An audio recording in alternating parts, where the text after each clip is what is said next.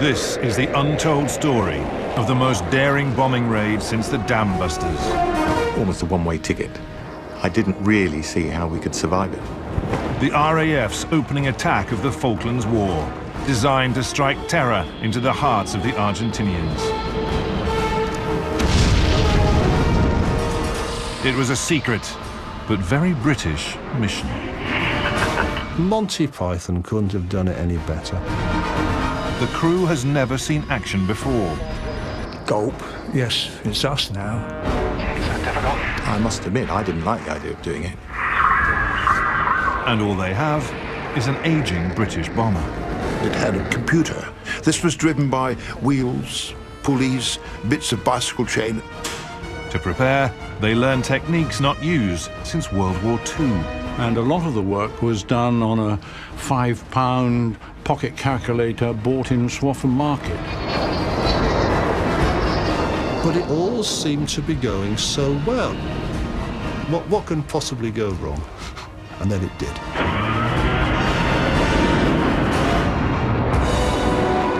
It will be the longest bombing raid in history, if they succeed.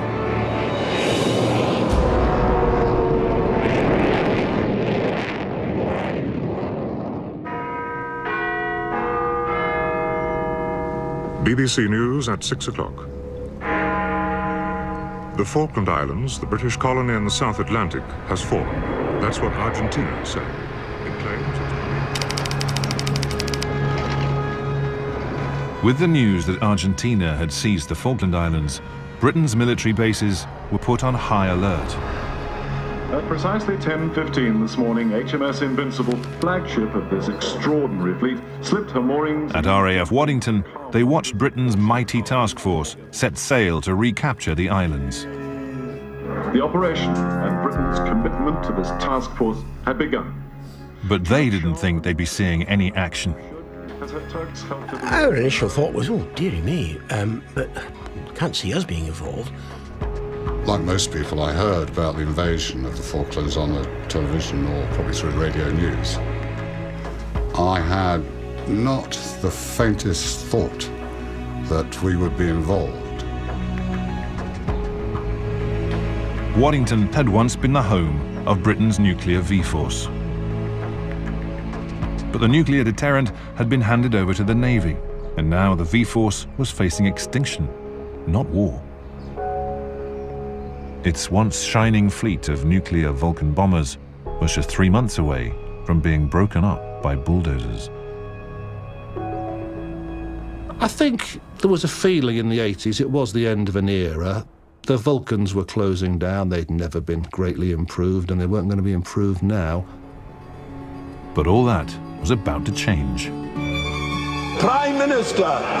It is a government's objective to see that the islands are freed from occupation and are returned to British administration at the earliest possible moment.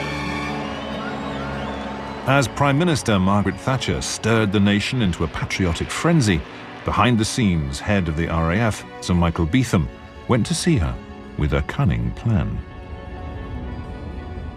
She was very enthusiastic. And I said, well, we've got some more work to do, but hopefully we can do it. Beetham's plan was breathtakingly bold. To send a lone Vulcan bomber 8,000 miles down to the Falklands to blow up the runway at Port Stanley. At one stroke, it would stop the Argentinians using the runway as a base to attack the task force, and it would put the fear of God into the Argentinian people that the Vulcan might be back to bomb them. Attention, attention, attention. This is an operation to alert. Scramble. But there was a hitch. The Vulcan itself. Back in the coldest days of the Cold War, the Vulcan was state-of-the-art. It could be in the air within 2 minutes, delivering nuclear bombs into the heartlands of the Soviet Union.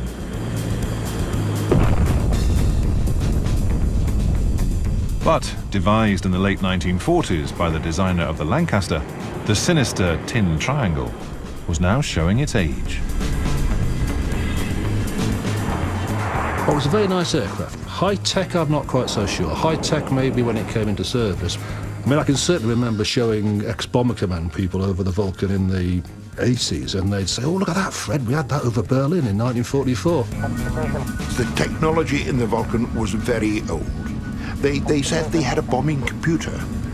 This was driven by wheels, pulleys, bits of bicycle chain, etc. There was nothing electronic in it.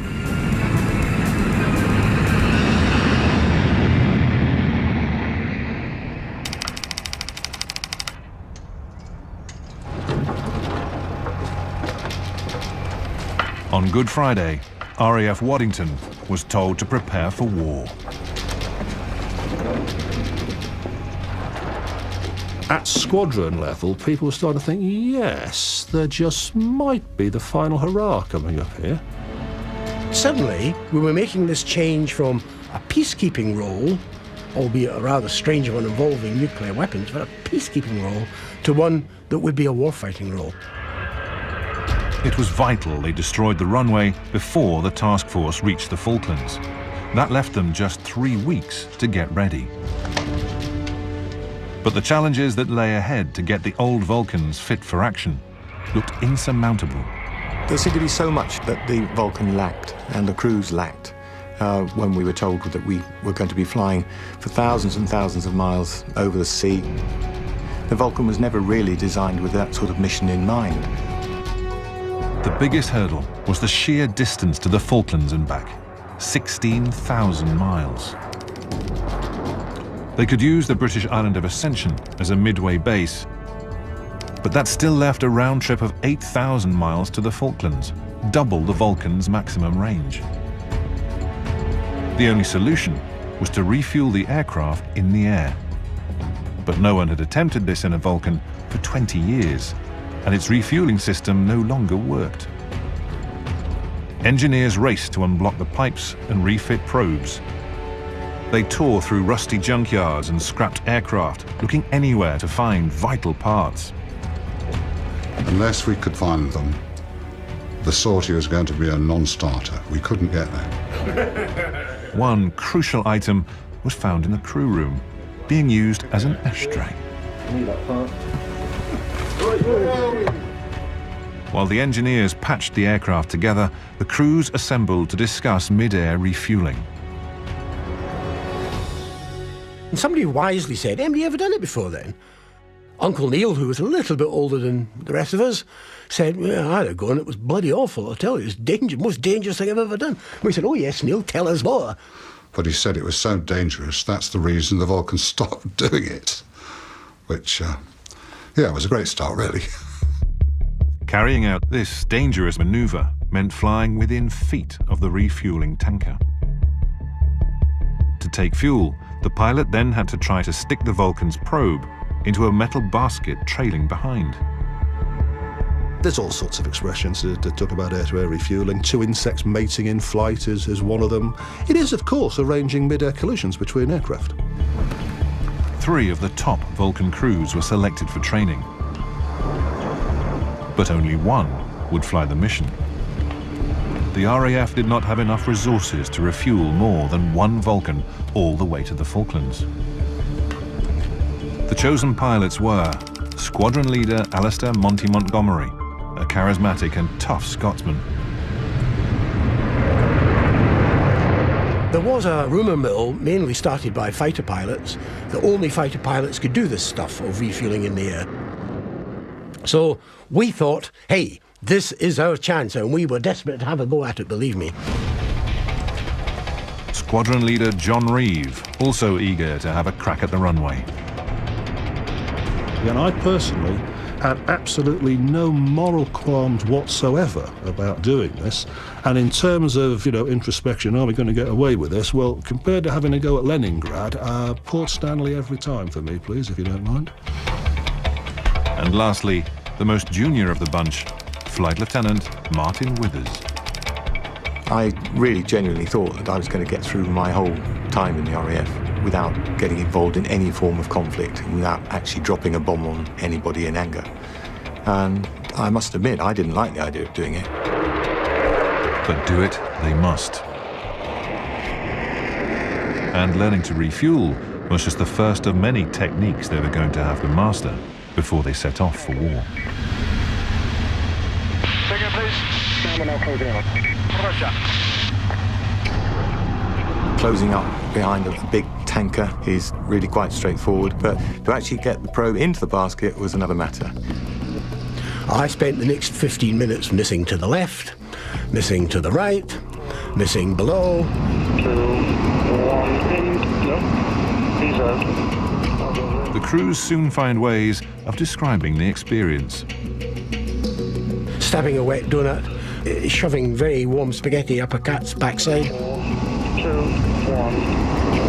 Come back right, pushing. Endless fun, frustrating until you get the hang of it. Bring on. In peacetime, this would have taken months and months of intensive training. They only have 2 weeks.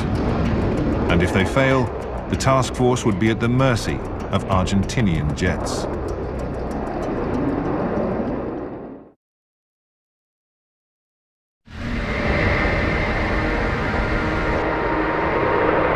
With the Royal Navy Task Force now just 2 weeks away from the Falklands, the pressure was on.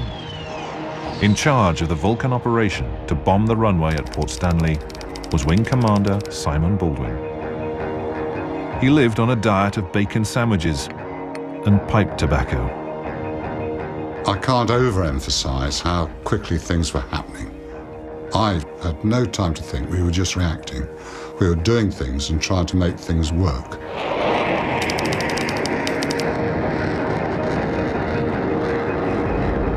Baldwin sent the crews on practice runs to attack the island of Garvey off the coast of Scotland. The crews had been skillfully trained to drop nuclear bombs, but it had been 10 years since they'd done any conventional bombing. Now they had to relearn techniques that dated back to World War II, using the same iron bombs dropped from Lancasters. We dropped these bombs and you felt them go off sort of underneath you. And it was pretty exciting stuff just to do that without anyone shooting at you.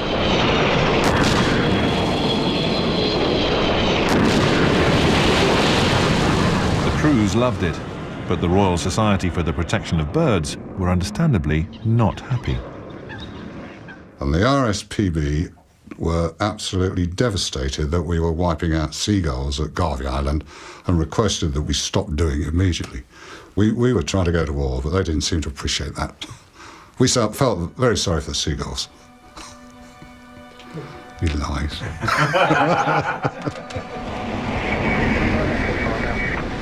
The crews were going to have to hit a runway just 120 feet wide.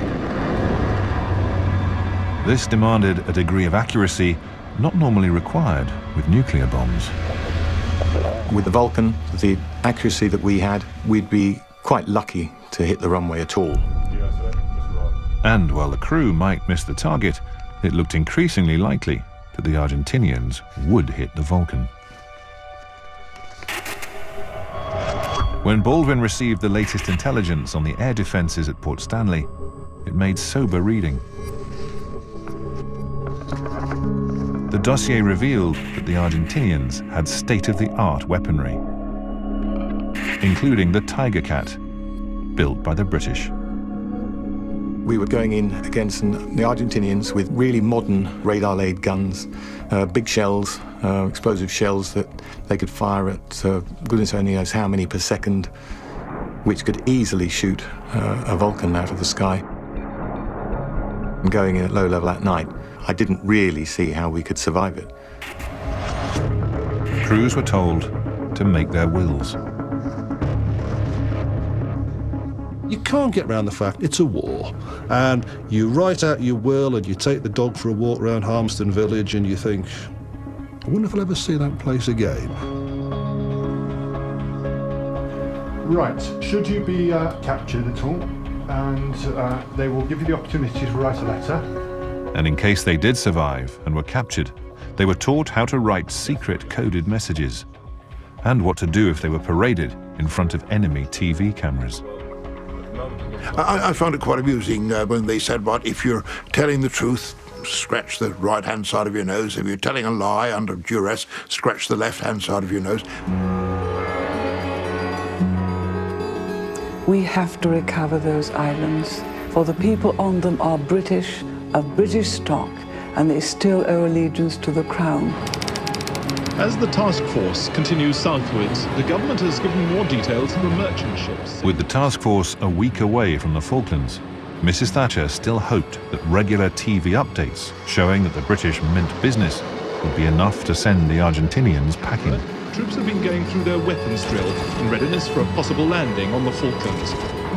The Royal Air Force has already shown pictures of their Vulcan bombers converted from the nuclear bombing role to that of conventional bombers. Exhausted from round-the-clock training, the Vulcan crews now found that their supposedly secret mission was part of that message. Watch out, the Brits are coming. To reach the Falklands, they would have to fly the bombers from Ascension Island, refueling them in mid-air. Our attitude to it was, "Oh, great, why don't you give them the date and time? You've given them everything else."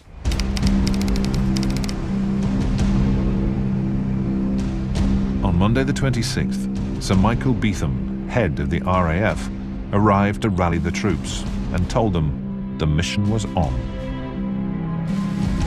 I really wanted then for the crews to see me and to wish them well. They were, after all, embarking, as I told them, on a dangerous mission, but they could do it. Reeve volunteered for the mission. For once, I put myself forward a little bit, because normally I'm not bothered. Give me an aircraft to fly and I'm perfectly happy. But I remember saying, there is no way you can keep me out of this.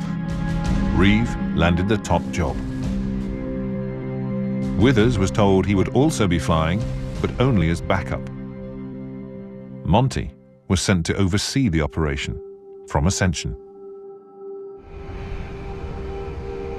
Soon, they would be off to war.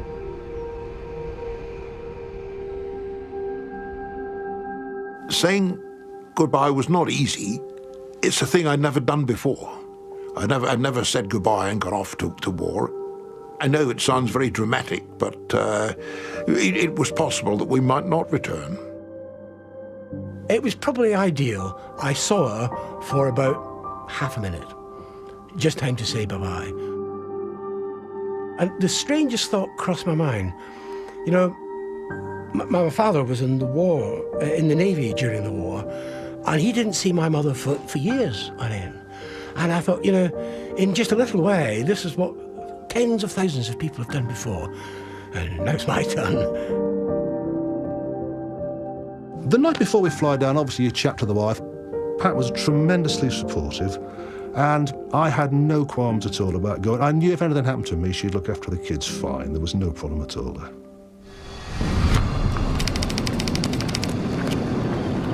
The two Vulcan crews prepared to take off for their midway base on Ascension Island. Please remove all trucks and ground equipment.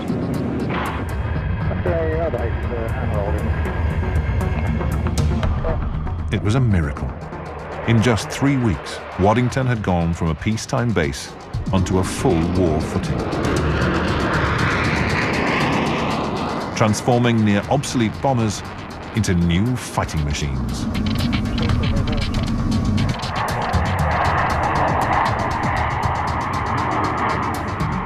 Eight hours later, the two Vulcans were circling the British island of Ascension. This remote volcanic outpost was a perfect base for the attack on Port Stanley. Ascension Island was amazing. It was just unbelievable. I still can remember just sort of circling around and seeing this strange-looking island, a volcanic island. Looked like one big slag heap, really, on the western side. Very unattractive. The place was heaving, absolutely heaving. It really was something where something was happening. You think, oh, quite pleased to be part of this. Ascension had become the busiest airport on the planet. The Vulcans arrived to find a huge armada of 12 Victor aircraft, the refueling tankers that would take the Vulcan down to the Falklands. That evening, with a 50th birthday party to celebrate, Withers and his crew hit the town. Happy birthday. We had to find somewhere to go and celebrate that night, and we found more than one place to celebrate. Happy birthday. We had a few drinks, and we had a few drinks more, and suddenly I'm 50 years old. We must have got to bed 2:30 in the morning. Waking up with a little bit of a hangover the next day.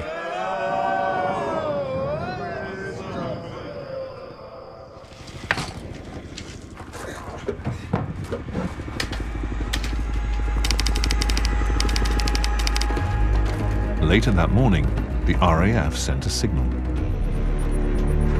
The mission, codename Operation Blackbuck, was on for 11 o'clock that night. It was time for one final check on the Vulcan's payload. Suddenly you're looking at 1,000 bombs, and you realise that that means business. It was going to take a staggering 11 Victor tankers to refuel the one Vulcan on its 8,000-mile round trip. Group Captain Jeremy Price led the team to thrash out a plan. Yes, what you're saying. The refueling plan was very, very complex. It was something that had never been tried before, and a lot of the work was done on a £5 pocket calculator bought in Swaffham Market. The plan is that this vast armada flies to the first refueling point.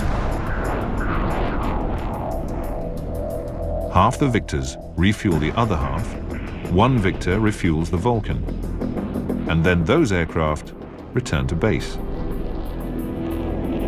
The procedure is repeated at the next refueling point, and again, until there's just one Victor left to refuel the Vulcan before its final run into the target. And it was really a question of Victors refueling, Victors refueling, Victors refueling, and it went on and on and on. And all the time, the formation was being reduced as one Victor had given all its fuel and had to go back to ascension. We had never seen anything like this refueling plan. The real unknown was just how much fuel that Vulcan was going to burn.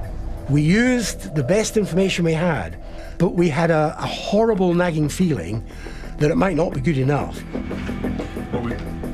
If they'd got the plan wrong, aircraft could end up ditching in the freezing South Atlantic Ocean with no hope of rescue.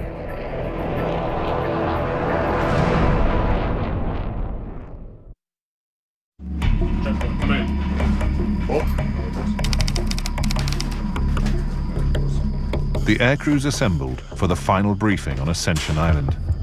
Okay, gentlemen, this is a secret briefing. In a few hours, the mission to bomb the runway at Port Stanley would be taking off on the 8,000-mile round trip. Right, well, as you know, the reason that we're here is to have a look at the whole refueling operation. It was the most complicated refueling plan I'd ever seen.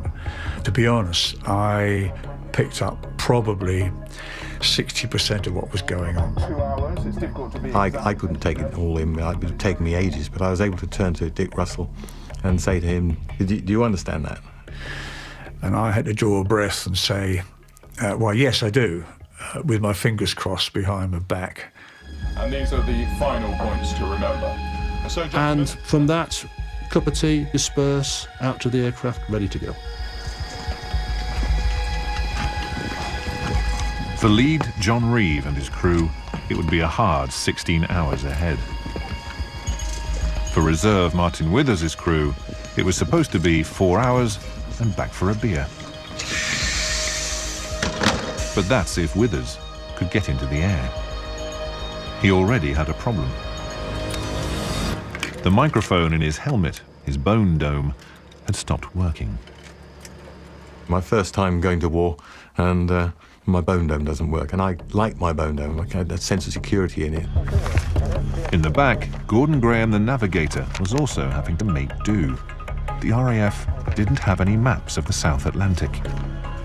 Our navigator finished up using a map of the Northern Hemisphere turned upside down. Gordon changed the Azores into the Falklands. When we started the launch on that night, I felt that we had about a 40% chance of success. There was almost a silence, but you could feel this air of expectancy. And then, bang.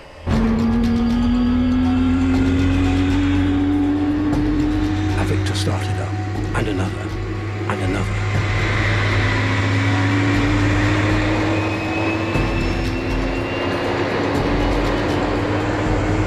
And the noise grew and grew and grew.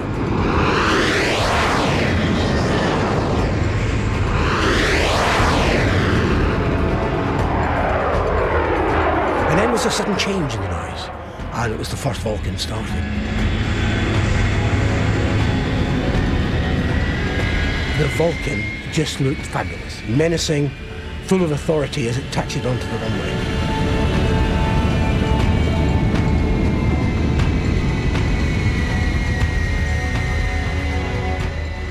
I mean, I was desperately sorry not to be in it.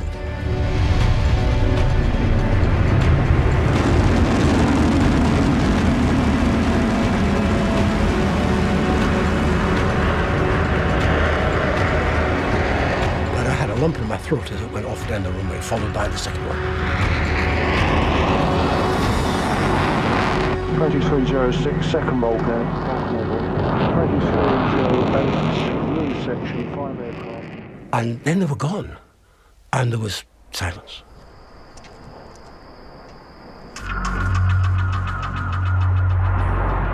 In radio silence, to make sure there were no listening ears that could alert the Argentinians, the vast armada set off for the Falklands. But in the lead Vulcan, it wasn't about to be Reeves' night. Monty Python couldn't have done it any better. It all seemed to be going so well. The engines have started, the aircraft's working. What can possibly go wrong? I could hear this hissing sound from the window. Stand by. We've got a PD. We got airborne, the whistling got worse, and the indication said the aircraft isn't pressurising. And I thought, no, it's happened once before in 9 years on the V-Force. It can't be happening now. And it was.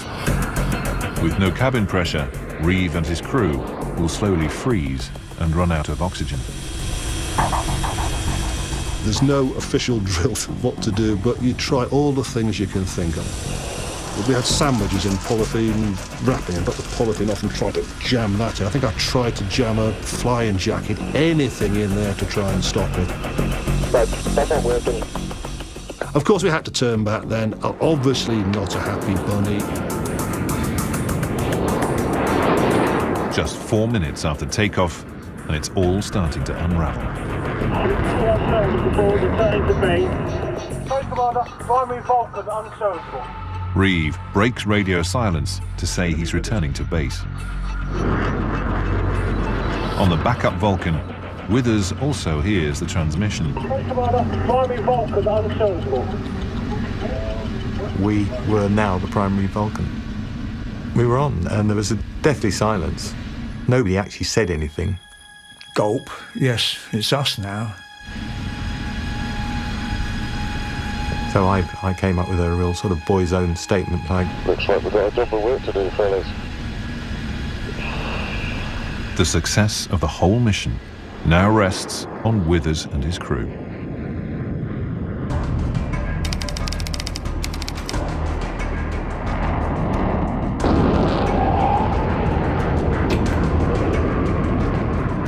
Withers starts refueling with the Victors. It's the first of 4 contacts over the 8-hour journey to the Falklands.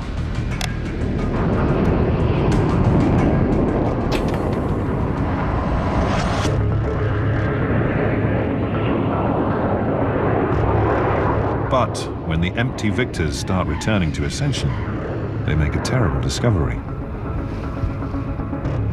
The aircraft are so low on fuel, they have barely made it back. The Victors coming back made it quite clear that the Vulcan was using more fuel than we had calculated. We were worried. I was worried.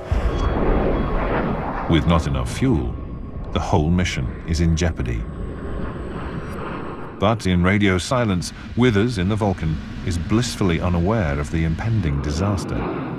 We weren't really keeping an eye on how much fuel we got. And it's a bit like, in a motor race, that you just go around and as long as you got fuel in the tank, that's all you're worried about.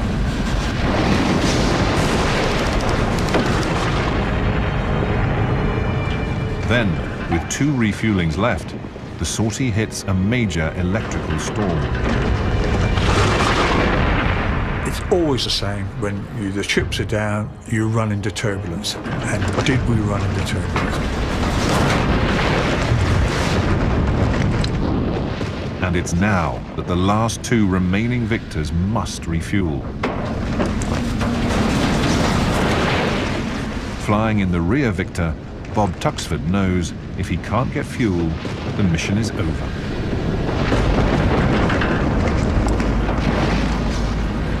I was becoming acutely aware that the whole success of the mission now rested on the shoulders of me and my crew. Okay, I need to back off a little bit.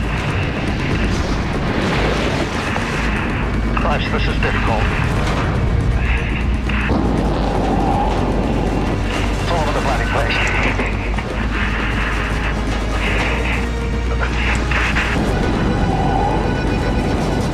A miracle happened. Contact. I couldn't believe it.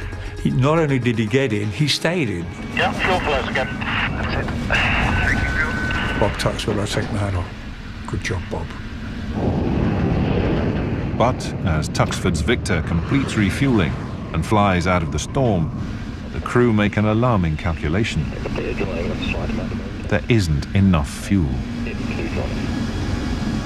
We were well short, to the point where we wouldn't actually be able to make the island back at Ascension. Tuxford asks the crew what they want to do. Right, we either turn back now, pretty sharpish, or at least press on in the knowledge that we've got to come up with some sort of alternate plan. I need you all to speak now and give me your view whether we continue or turn back. Without hesitation, each one of my 4 crew members said that we've come this far, we'll press on. Their decision means that they may be forced to ditch with little hope of rescue.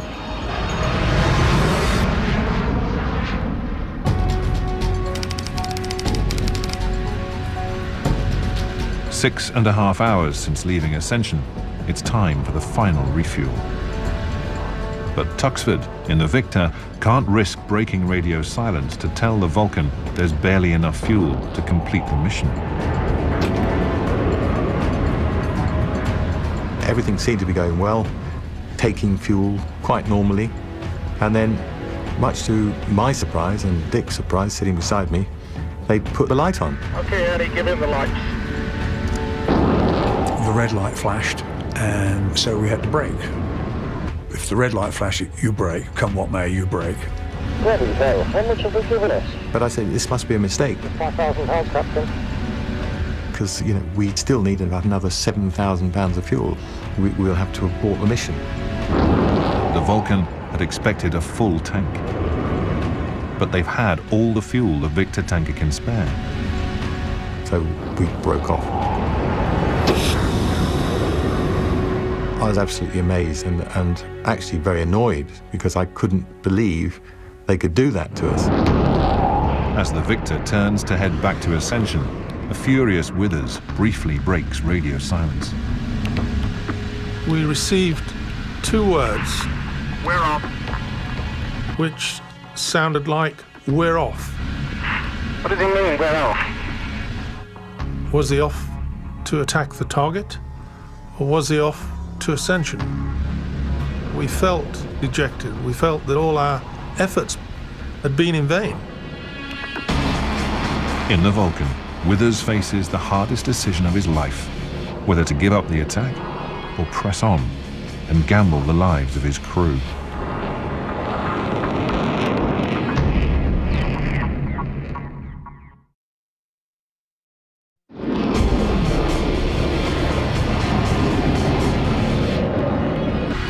Captain Martin Withers and his crew are within striking distance of the runway at Port Stanley.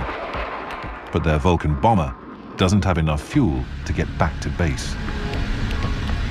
In theory, we should have then gone back to Ascension and aborted the whole attack. But because we'd come this far and the whole force had come this far, Martin decided we would carry on. I made it clear that that was what I wished to do. Nobody tried to say otherwise, so we pressed on.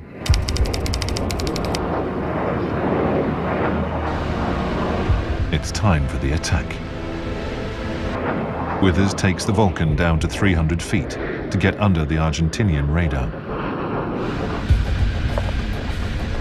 But navigator Gordon Graham can't work out exactly where they are. All his navigation systems are showing different positions. If we don't know where we are relative to the island, we could bomb anywhere. We could bomb the town itself. They switch on the ground scanning radar to get a fix. But this risks the Vulcan being picked up by the Argentinian defenses. On the radar screen, there was nothing. Withers chances taking the Vulcan higher to see if that will help. Bang! The Falkland Islands appeared right in the middle of the radar screen, only about a mile away from where we'd thought we were. However, just as we got up to about 500 feet, I suddenly picked out a search radar. Echo found radar, 12 o'clock. The Argentinians have spotted them. But there's no turning back. Withers must now climb up for the final run-in.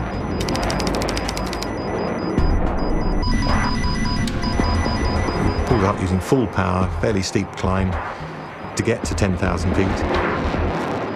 We had about a 20-mile run-in, and we felt very vulnerable because you're sitting there. They know you're there. Generate control radar, medium shot, 10 o'clock, jamming. I pulled the visor covers down. We thought flak would be coming up at us, you know, like you see in the war films. We hadn't done this before.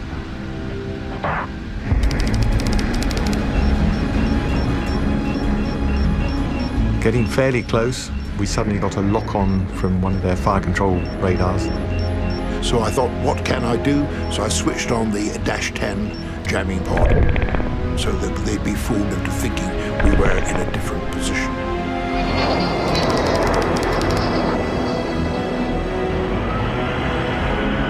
I opened the bomb doors early to make sure there wasn't a problem with the doors themselves.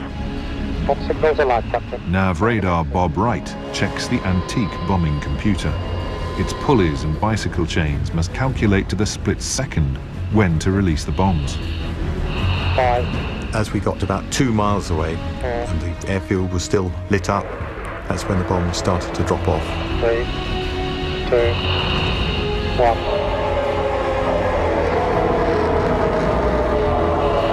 Let's go.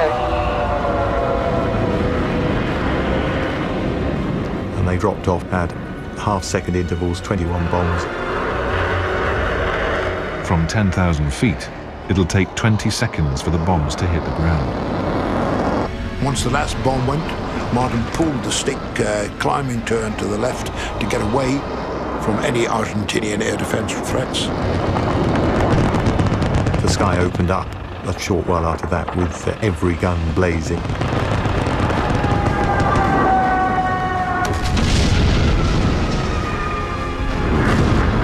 And as we climbed, you could see the flashes, obviously from the bombs going off.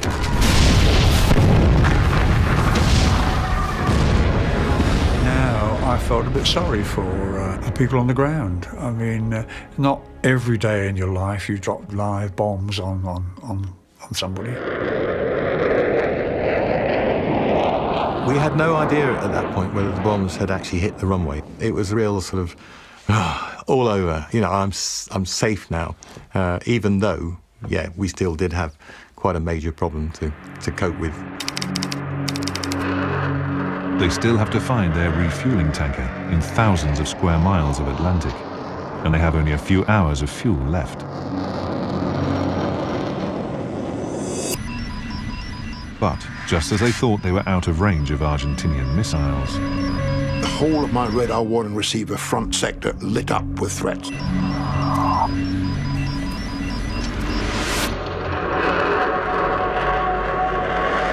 unsure whether they are friend or foe, every anti-aircraft weapon of the British task force is now trained on the Vulcan. And I said a little prayer hoping that somebody on board the ships was aware that we were a friendly coming towards them. This is 1 Quebec Delta, over. I opened up on my radio, passed the pleasantries of the day, good morning, and I passed the code word superfuse to let them know that we considered the attack had been a success. This is 1 Quebec Delta, superfuse. The task force stands down, while the code word is also picked up 4,000 miles away back on Ascension. Suddenly out of the blue, somebody shouted, superfuse. I mean, fantastic. I mean, there was elation everywhere. In Bob Tuxford's Victor, rapidly running out of fuel, the Vulcan's transmission tells them that at least their efforts were not in vain. This is 1 Quebec Delta, superfuse. Since he's done it. There was elation in our aeroplane. The whole mood changed. Well, let's hear it from the Tin Triangle. And after all, we were able to say, well, he's done it. He's done the job. But time is also running out for the crew of the Vulcan. There's no sight of the refueling tanker they're supposed to rendezvous with. The co-pilot stated he'd never seen a Vulcan flying with so little fuel in its tanks, which was quite a frightening situation to be in. We knew we had to make contact. If we didn't make contact, we were in the sea. We had immersion suits to keep us dry, we had dinghies, we had little radios, but I don't think any of us would have survived unless an absolute miracle happened. And the next thing I know, the Victor rolled out right in front of us. I can't tell you how that felt. I can't tell you. To me at the time, it was the loveliest sight in the world.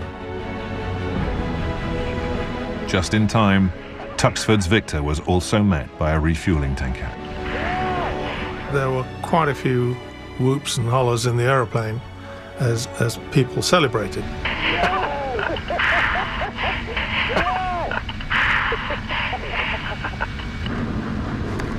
And as the Vulcan neared Ascension, it was time for them to celebrate too. Pryor puts on Chariots of Fire.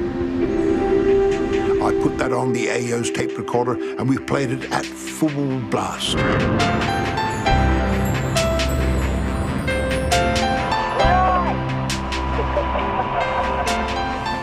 They'd survived. Withers and his crew had achieved the longest bombing raid in history.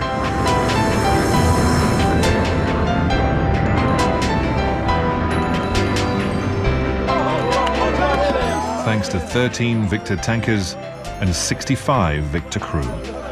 Not least to the final Victor that had sacrificed its fuel to get the Vulcan on target.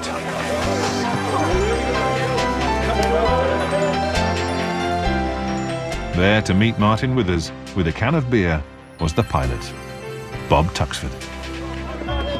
As I fought my way through the crowds, I'm not sure that Martin even recognized me in the first instance. But nevertheless, he received the can of beer nicely, and I decided that we'd done our bit that night, went off to our billet, and the rest was history.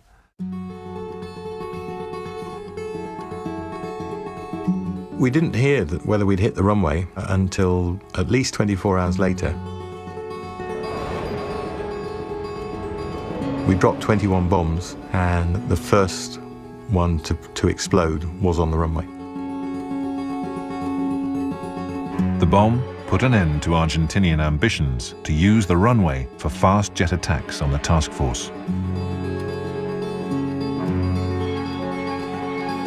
But it had been a close call. Just half a second later in releasing the bombs, and they might have missed altogether. The impact of that one bomb was to be felt far beyond Port Stanley airfield. We had made a statement. We had made a huge statement that we were not giving up the Falkland Islands. Once that first bomb tumbled out of Martin's bomb bay, it's a declaration of war. And really, it was the opening shot of hostilities, and there was no going back. For Sir Michael Beetham, the raid had achieved its ultimate goal. The effect on the Argentinians was that they could see that if we could do that, we could also do much more. Frightened that their cities would be attacked, the Argentinians withdrew their fighters to the mainland. The result was fewer Argentinian air attacks on British troops and ships. But for the Vulcan, the Falklands War was its first and last action. 6 months after the war, it was scrapped. Withers' Vulcan 607 now rests in peace beside the runway at Waddington, where, almost 30 years ago, it raced off to the Falklands.